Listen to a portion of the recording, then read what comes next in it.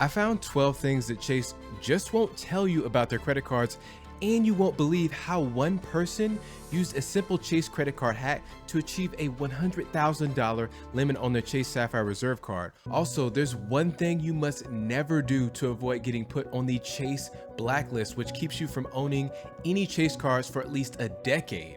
So how often do the best Chase sign-up bonuses come around? It's probably a lot more often than you think. Chase likes to keep this under wraps, but they actually like to rotate their truly huge sign-up bonuses quarterly among their different card families. Think the Ink Business, Freedom, and Sapphire families. Here's the thing though, about once a year, they'll roll out a historically competitive bonus for each of these card families. But wait, it gets better. Every 2 to 3 years, they'll pull out all the stops and offer the highest bonus they've ever given for a particular card family, depending on how aggressive they want to be in the market that year. So if you missed out on that elevated Sapphire Preferred bonus earlier this year, don't sweat it. Just bide your time and check back next year. Chances are you'll find a nearly identical, super enticing bonus waiting for you. Now, this is easily one of the most misunderstood rules that Chase forces upon us. It has to do with business cards and how business cards don't count towards the 524 rule.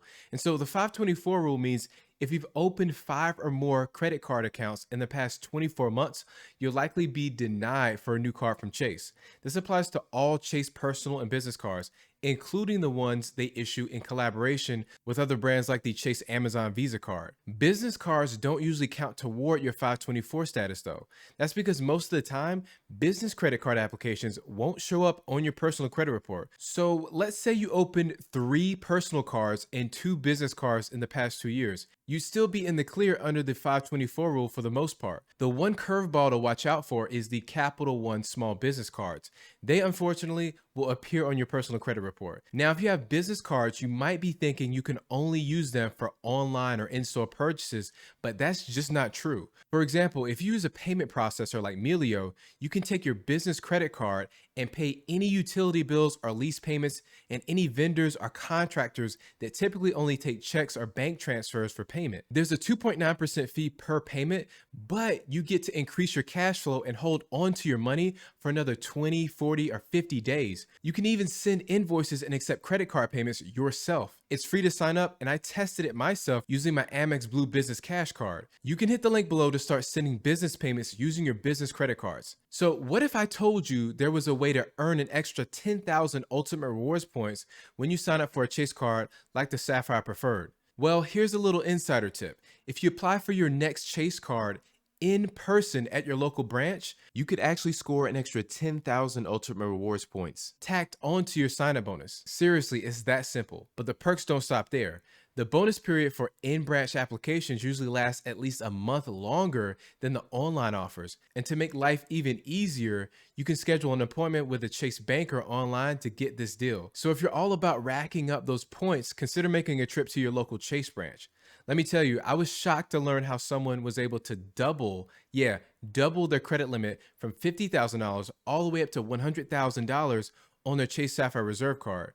You're probably thinking, how did they pull that off? Well, boosting your credit limit to that height isn't easy without some advanced strategy involved. This person knew that Chase is one of the few card issuers that lets you reallocate your credit limit between cards. So they took $50,000 from their Chase IHG card and shifted it over to their Sapphire Reserve, effectively bumping their limit up to $100,000. If you've got multiple Chase cards, then you can try this strategy too.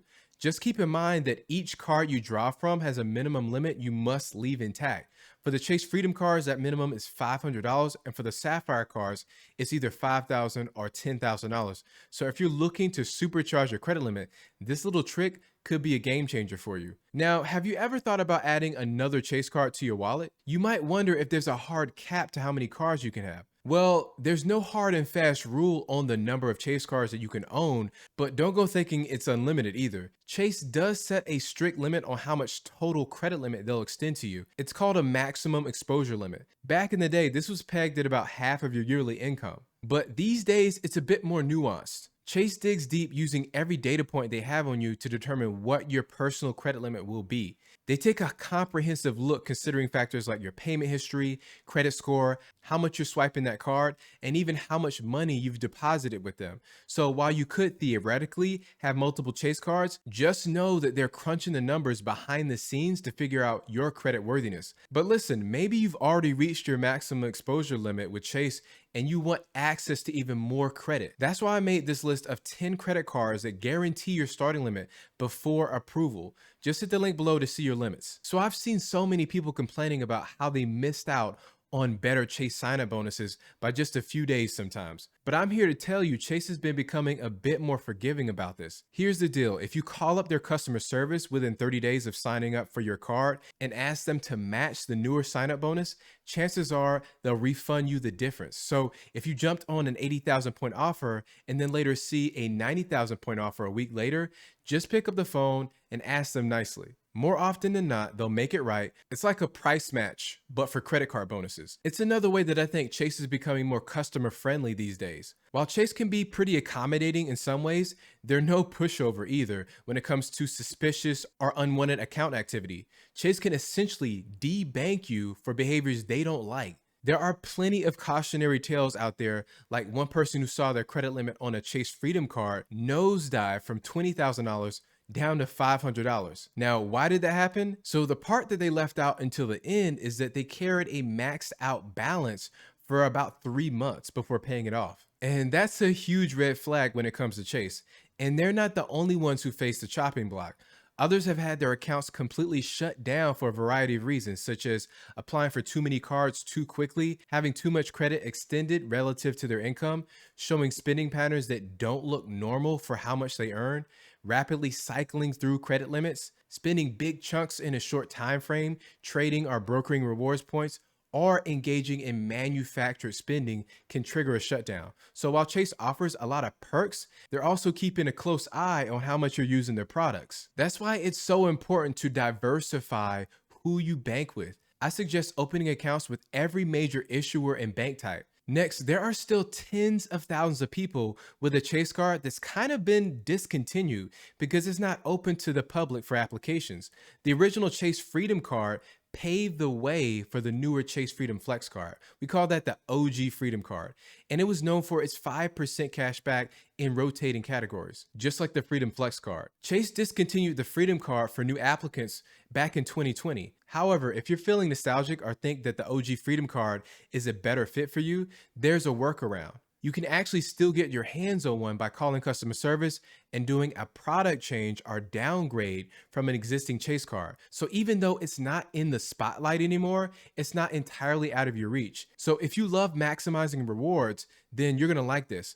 Both the OG Freedom card and the Freedom Flex card feature the exact same rotating bonus categories, and both have a $1,500 limit on rewards for those spending categories. So here's the play. If you have both cards, you can essentially double dip on those 5% cashback rewards, bumping your potential earnings from $75 to a nice $150 each quarter. This little hack can be a real game changer, particularly during the holiday season when your spending might skyrocket. Whether it's gifts, travel, or all those extra meals, having the ability to double your rewards can make that holiday splurge a little less painful on your wallet. Now, there's one old practice that Chase frowns upon where you can actually earn the exact same sign-up bonus multiple times. It's called churning, and I really shouldn't even be talking about this right now. The catch is you must not have had that particular card for at least 24 months.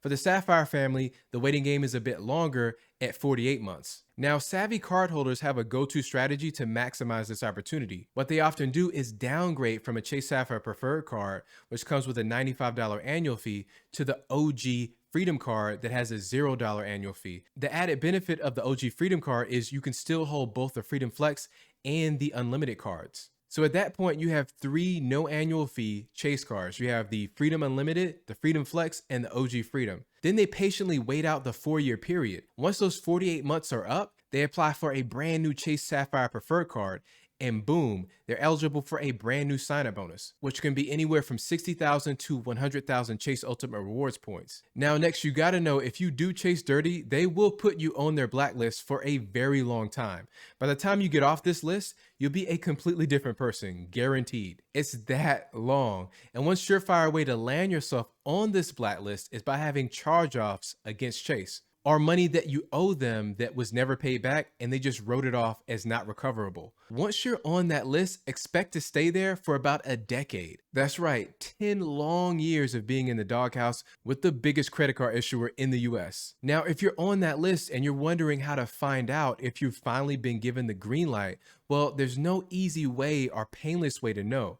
The only method to determine if you're off the blacklist is to fully apply for a Chase card, which means you'll have to undergo a hard credit pull. That is a risk, considering it could ding your credit score without the guarantee of getting approved for a new card. So if you've had charge-offs with Chase in the past, be aware that the road to redemption is a long one. Unlike most other banks, which often have a dedicated tool on their landing page where you can request pre-approval for a credit limit increase or a new card, Chase plays it close to the chest.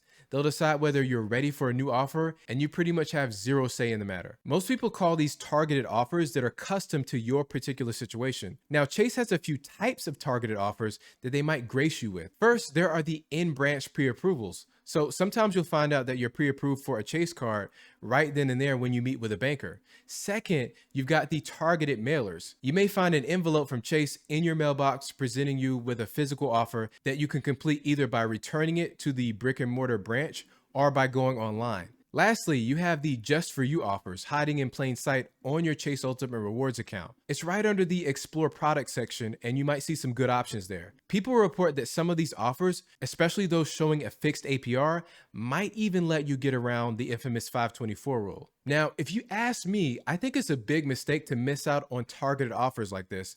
And there's a ton more mistakes that 9 out of 10 Chase cardholders are making that leave them paying higher prices for flights and hotels and leave them missing out on an extra $500 in cash per year. So check this video out next to learn how to avoid those mistakes. Thank you for watching.